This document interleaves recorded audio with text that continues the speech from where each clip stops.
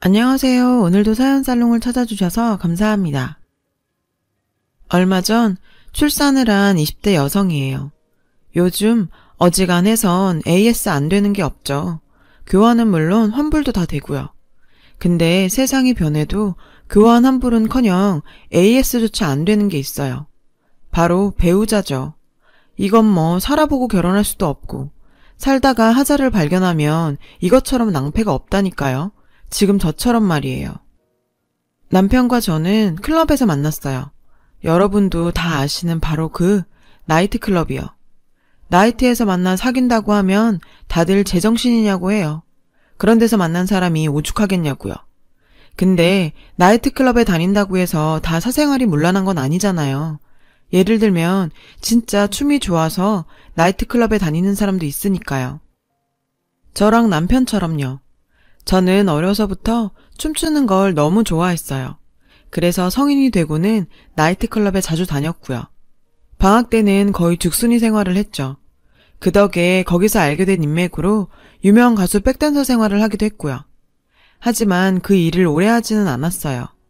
사실 한때 학교 그만두고 춤을 춰볼까 생각도 했지만 죽어라 공부해서 들어간 대학도 아깝고 무엇보다 불안한 미래를 감당하려니 겁이 나더라고요. 제가 좀 현실적인 인간이거든요. 솔직히 말해서 춤으로 밥 벌어먹고 살기엔 제 실력이 부족하기도 했고요. 그래서 미련 없이 포기했어요. 남편 역시 저랑 비슷한 부류로 친구들 사이에서 춤신 추망으로 불리던 사람이에요. 고수는 고수를 알아본다고 남편과 저는 한눈에 서로를 알아봤죠. 나이트클럽에서 처음 만난 그날 우린 마치 오래전부터 호흡을 맞춰온 커플처럼 완벽한 호흡으로 스포트라이트를 받으면서 춤을 췄어요. 정신없이 춤을 추다 보니 온 몸이 땀범벅이 됐더라고요. 화장이 다 지워져서 얼굴은 쌩얼이 됐고 마스카라는 번져서 완전 팬더가 돼서는 가관도 아니었죠. 근데 기분은 정말 좋았어요. 마치 소울메이트를 만난 것처럼요. 남편도 저와 같은 기분이었다고 하더군요. 그래서 우린 그날부터 사귀기로 했어요. 다른 커플들은 만나서 영화 보고 맛집을 찾아다니거나 놀이공원을 갈 때 우린 나이트클럽을 다녔어요. 무대 위에서 조명받으며 격렬한 댄스로 땀을 쫙 빼고 나면 그렇게 개운할 수가 없었죠. 따지고 보면 독서가 취미인 사람들이 서점이나 도서관에서 데이트를 즐기는 것과 다를 게 없었지만 사람들 시선은 달랐어요. 특히 어른들은요. 나이트클럽에서 만난 사람과 결혼하겠다고 했더니 양측 부모님들께서 입이라도 맞춘 것처럼 똑같이 말했죠. 그런 데서 만난 애가 오죽하겠니. 특히 시어머니께선 절 보시지도 않고 무조건 결사 반대였어요. 어디 그런 막대 먹은 걸 집에 들여. 세고 센 게 여잔데 하필 그런 걸. 난 반대다. 내 눈에 흙이 들어가기 전까진 절대 안 돼. 근데요. 아무리 자기 엄마가 그런 말을 했다고 해도 그걸 저한테 고스란히 전할 필요는 없는 거 아닌가요? 일반적인 사람이라면 아예 말을 않거나 말을 해도 순화해서 전했을 텐데 남편은 그걸 곧이 곧대로 전하는 거예요. 정말 눈치도 없이. 남편의 이런 행동에 짜증이 났지만 한편으론 믿음이 가더라고요. 이 남자 결혼하면 적어도 내 앞에서 거짓말은 안 하겠구나 싶었죠. 암튼 시어머니의 반대도 무릅쓰고 우린 결혼 승낙을 받았어요. 그도 그럴 것이 졸업 후 취업에 실패해 취준생으로 지내던 남편과 달리 전 졸업과 동시에 유명 제약회사의 연구원으로 취직을 했거든요. 그러니 자기 아들보다 학벌도 좋고 경제력도 갖춘 며느리가 시집 식구들 눈에 마냥 싫진 않았던 거죠. 언제부턴가 시아버님이랑 시누이들은 절 반겨주더라고요. 시어머님만 빼고요. 그해 가을 남편이 취업에 성공하면서 우린 이듬해 봄에 결혼을 할 수 있었어요. 보란듯이 잘 살아서 이 결혼을 반대했던 사람들 코를 콱 눌러주겠다 생각했죠. 그리고 한동안은 꽤 잘 해나갔어요. 제가 임신을 하기 전까지는요. 2년 넘게 연애를 하면서 어느 정도 남편에 대해 안다고 생각했는데 막상 결혼해보니 그게 아니더라고요. 결혼 전에는 몰랐던 모습이 바퀴벌레 기어나오듯 스멀스멀 나오기 시작했죠. 반찬 투정은 기본에 볼일 볼 때 꼭 화장실 문을 열고 하고요. 소파나 침대 위에서 과자 먹곤 부스러기를 그렇게 흘려요. 먹고 난 과자 봉지는 바닥에 툭 던져놓고요. 서로 다르게 가진 버릇이려니 하고 살았는데 이보다 절 경악하게 한 게 있는데요. 바로 내 남편이 떼쟁이의 마마보이란 사실이에요. 아, 완전 똥 밟았다 생각했죠. 고르고 고른 게 마마보이라니. 이건 정말 여자한텐 최악이잖아요. 허니문 베이비를 갖고 임신 14주 차에 들어설 무렵이었어요. 다행히도 저는 입덧 없이 무난한 임신 기간을 보내고 있었죠. 그러던 어느 날이었어요. 아, 글쎄 남편이 입덧을 하지 뭐해요. 그것도 어찌나 심하게 하던지 집에서 음식 냄새가 조금만 나도 짜증에 짜증을. 아우, 누가 보면 남편이 임신한 줄 알겠더라니까요. 근데요, 임신해보신 분들은 아시겠지만 입덧 때문에 아무것도 안 먹고 싶은 분도 있고 평소 식담이 없던 사람이 그때가 되면 그렇게 먹고 싶은 게 많아지고 수시로 배가 고프고 그런 사람도 있잖아요. 저는 후자였어요. 근데 이놈의 남편 때문에 대단한 음식은 고사하고 먹고 싶은 김치찌개 하나 제대로 못 끓여 먹었다니까요. 하루는 너무 배가 고파서 아파트 놀이터에서 치킨을 시켜 먹었을 정도예요. 아우, 지금 생각해도 화가 뻗쳐요. 이런 상황도 모르고 주변 사람들은 남편이 아내를 얼마나 사랑하면 아내 대신 입덧을 다 해주냐고 남편 잘 만난 줄 알라고 하더라고요. 헐, 얼어 죽을 잘 만나긴. 남편 때문에 배고파서 죽겠구만. 그렇게 부러우면 니들이 가지시든가. 목구멍까지 이 말이 나오려는 걸 정말 사력을 다해 꾹 참았다니까요. 그러던 어느 날이었어요. 아침 일찍 누가 초인종을 누르더라고요. 일요일이라 택배 올 일도 없는데 말이죠. 잠에 취해 있던 저는 남편한테 나가보라고 했어요. 그런데 엄마, 갑자기 웬일이야, 연락도 없이? 시어머니가 찾아오셨더라고요. 저는 피곤한 몸을 일으켜 거실로 나갔죠. 내가 못 올 때 왔니? 어머머, 그보다 얘, 너 얼굴이 이게 뭐니? 새애기 대신 네가 입덧한다더니 얼마나 입덧이 심했으면 얼굴이 이렇게 반쪽이 됐어. 엄마, 역시 나 생각해주는 건 엄마밖에 없어. 아침부터 남편과 시어머니가 거실에서 이상가족 찾기를 찍고 있더라고요. 하루에도 10대번도 더 통화하는 사이면서. 어머님 오셨어요? 제 인사가 끝나기도 전에 시어머니는 절 향해 버럭 소리를 치셨어요. 넌 정신이 있는 애니 없는 애니? 네 눈에 네 남편 안 보이니? 남편 꼴이 이 모양인데 넌 어떻게 아무렇지도 않게 지내니? 어머머 세상에 쟤 살찐 거 좀 봐. 너 도대체 얼마나 먹어댄 거니?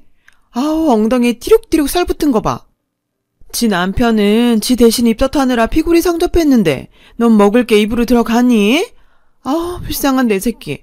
옆에 내라고는 어떻게 저런 걸 만나서 이 고생이냐. 안 되겠다. 내가 여기 살면서 우리 아들 밥 좀 해먹여야지. 아 글쎄 이러시는 거예요. 남편은 잘 됐다고 팔딱팔딱 뛰면서 좋아라 했죠. 생각 같아선 그런 남편을 확 베란다 밖으로 던져버리고 싶었지만 꾹 참으며 말했어요. 어머님, 그게 무슨 말씀이세요? 여기서 사시다니요. 집도 좁고 방도 없는데 어떡해요. 없긴. 옷방 정리하면 요 하나 못 펴겠니? 자는 건 내가 알아서 할 테니 넌 신경 꺼라. 아, 내 새끼 먹고 싶은 거 뭐 없니? 엄마가 다 해줄게. 전 속으로 설마 이 와중에 지네 엄마한테 먹을 거 해달라고 하진 않겠지 생각했지만 설마는 사실이 되어버렸어요. 엄마, 나 엄마표 잡채랑 생태찌개가 먹고 싶어. 계란찜도. 남편은 아주 물 만난 물고기처럼 꼬랑지를 팔랑팔랑 흔들면서 시어머니 옆에 찰싹 붙어서는 먹을 것 타령을 해댔어요. 입덧한다고 난 김치찌개 하나 못 끓여 먹게 하더니 잡채에 생태찌개? 그런데 예, 아가, 뭐하니? 가서 장안 봐오고 잡채거리랑 생태, 계란도 한 판 사와라, 유정란으로. 제가요? 그럼 늙은이 애미가 가리? 얄미운 남편은 지 엄마 빽만 믿곤 못 들은 척하군 TV 앞에 앉아 게임을 하더군요. 아, 어찌나 얄밉던지. 그날 이후 어머님은 자기가 무슨 빅마마라도 되는 양 우리 집 주방에 쿠킹 클래스까지 차릴 기세였죠.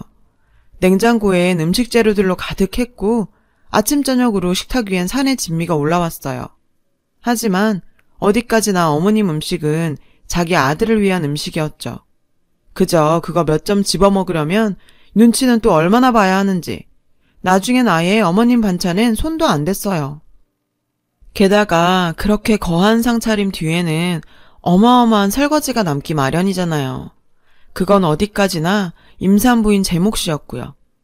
먹는 건 전보다 줄고 하는 일은 많아지니 몸은 점점 더 지쳐갔어요. 게다가 개월수가 늘고 배가 나오기 시작하면서 허리며 발목에 통증이 심해진 저는 퇴근 후 싱크대 앞에 서서 설거지를 하는 것도 점점 부담스러워졌죠. 평소라면 별거 아닌 일이지만 제 몸이 제 몸 같지 않은 터라 더욱 그랬어요. 게다가 시어머니가 와 계시는 통에 스트레스까지 받아서 식욕도 떨어지고 가슴이 답답한 게 정말 죽을 맛이었죠. 지금 생각해보면 그때 뭐가 그렇게 겁이 나서 찍소리도 못하고 시어머님이 하라는 대로 다 했는지. 핑계라고 할진 모르지만 그땐 참고 버티는 게 내가 이기는 거라고 생각했던 것 같아요. 나이트클럽이나 다니던 애라서 그딴 것도 못 참고 파르르 한다고 할까봐 제 스스로 자기 검열을 하고 내 자신을 몰아세운 거죠. 제가 참 바보 같았어요. 그러던 어느 날, 그날도 퇴근 후 잔뜩 쌓인 설거지를 하고 있었어요. 시어머니와 남편은 소파에 앉아 TV를 보며 과일을 먹고 있었고요. 근데 그때 띵동 벨소리가 울렸어요. 시아버님이 저희 집에 찾아오신 거였어요. 양손 가득 과일을 사들고서 말이죠. 아버님을 보자 시어머니 표정이 굳어지더군요. 전 설거지를 하다 말고 달려나가느라 고무장갑을 낀 채 아버님을 맞았죠. 근데 제 손에 끼워진 고무장갑을 보시곤 시아버님은 표정이 어두워지셨어요. 그리곤 주방 싱크대에 가득 쌓여있는 설거지를 보시곤 버럭 화를 내셨죠. 당신이랑 형우는 뭐하고 임신한 며느리가 설거지를 해? 얘 대신 밥해 먹이고 살림 살아준다고 와 있는다더니 여지껏 시집살이 시키고 있었던 거야? 말해봐 이 여편네야. 시집살이는 무슨? 오늘 딱 한 번 제가 설거지한 거예요. 지도 매번 얻어먹기만 하는 게 미안했던지 하지 말래도 키어이 저러고 하는 걸 낸들 어떡해요? 안 그러냐 새아가? 시어머니는 절 바라보시며 눈으로 레이저를 쏘셨어요. 당장 그렇다고 말하란 무언의 압력이었죠. 저는 고민을 했어요. 집안의 평화를 위해 내가 희생할 것인가? 아니면 사실대로 말하고 육신의 평화를 찾을 것인가? 순간 이런 고민을 하고 있는 내가 너무 한심하게 느껴지더라고요. 남들한테 잘 사는 모습 보이려고 오기 부리며 나 혼자 꼭 참고 지내온 지난날이 너무 한심하고 구질구질해서 견딜 수가 없었어요. 생각이 거기까지 미치자 참았던 서름이 한순간에 폭발해 눈물로 터져 나왔어요. 주체하지 못할 정도로 어깨를 들썩이며 꺽대고 울어댔죠. 급기야 대성 통곡까지 하면서요. 한참을 그렇게 울고 나니 온몸에 기운이 쭉 빠지면서 전 그대로 정신을 잃고 쓰러졌어요. 눈을 떠보니 병원이더군요. 의사 선생님은 영양실조의 스트레스로 인해 유산기도 조금 보인다고 며칠 입원해서 안정을 취하는 게 좋겠다고 하셨죠. 그 말을 들으신 시아버님은 얼굴이 붉어졌어요. 그리곤 의사 선생님이 병실을 나가자마자 그대로 남편의 머리통을 치셨어요. 이런 개만도 못한 놈아. 한 집에 살면서 네 애를 가진 여자를 이 꼴로 만들어. 네가 이러고도 사람 새끼냐? 홀몸 다닌 애가 영양실조가 될 때까지 넌 옆에서 뭐하고 쳐 있었어? 이럴 거면 애초에 결혼을 왜 해? 왜 결혼을 해서 남의 집 귀한 딸을 이 꼴로 만들어? 아니 이 영감탱이가 왜 귀한 내 새끼를 때리고 난리야? 때릴 거면 차라리 날 때려요. 시어머니는 남편을 감싸 안으며 아버님께 대들었어요. 잘한다 이 여편네야. 하나뿐인 아들내밀 저렇게 병신처럼 만든 게 바로 당신이야. 장가를 보냈으면 지 가정 이루고 살게 도와주지는 못할 망정. 늙은 애미가 끼어들어 애들 살 갈라놔? 나이는 어디로 먹었냐? 나이를 먹었으면 나이값 좀 해. 임신한 며느리를 부리면서 지 자식만 챙기는 게 말이 돼? 그게 인간이 할 짓이냐? 혹시라도 내 며느리랑 손주 잘못되게만 해봐. 당신이랑 저놈 새끼 싹 다 내쫓아버릴 테니까. 사람이 사람다워야 말로 하지. 다음엔 내가 가만 안 있어. 아니 내가 뭘 어쨌다고 그래요. 지가 안 먹은 거지. 그게 내 탓인가? 그리고 다른 집 며느리들은 직장 다니면서도 시부모 공양해 살림도 똑부러지게 하고 살아요. 제가 모자란 거지. 이 여편네가 그래도 인간아 제발 철 좀 들어라. 제발 나이값 좀 하고 살라고. 아직도 정신 못 차리고 자기 잘못을 며느리한테 떠넘기려 들어?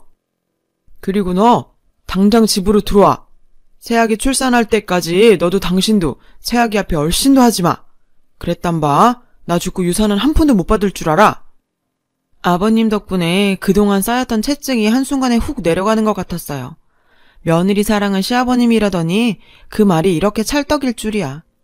아버님은 그 길로 저희 친정에 가셔선 저희 부모님께 머리 숙여 사과를 하셨어요. 그리곤 제가 출산할 때까지 친정 엄마한테 저희 집에서 함께 있어달라고 부탁을 하셨죠. 그리고 또 한 가지. 아가, 다른 거 생각 말고 몸 건강히 순산만 해다오. 아들이든 딸이든 상관없으니 순산만 해. 그럼 내가 너 해달라는 건 다 해주마. 그리고 이건 시애비가 주는 용돈이다. 출산하고 몸 추스르면 안사돈이랑 어디 여행이라도 다녀오려무나. 부족하면 내 더 줄 테니 말하고. 알았지?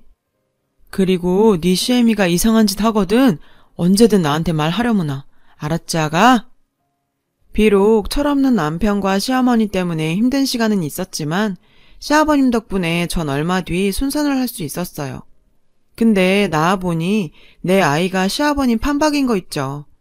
회사 선배가 우스갯소리로 아이 낳아보니 시아버님이었다고 하더니 제가 그 짝이었죠. 황당한 저와 남편과는 달리 시아버님은 싱글벙글이셨죠. 자신을 닮은 손주가 그렇게 예쁘시다나요.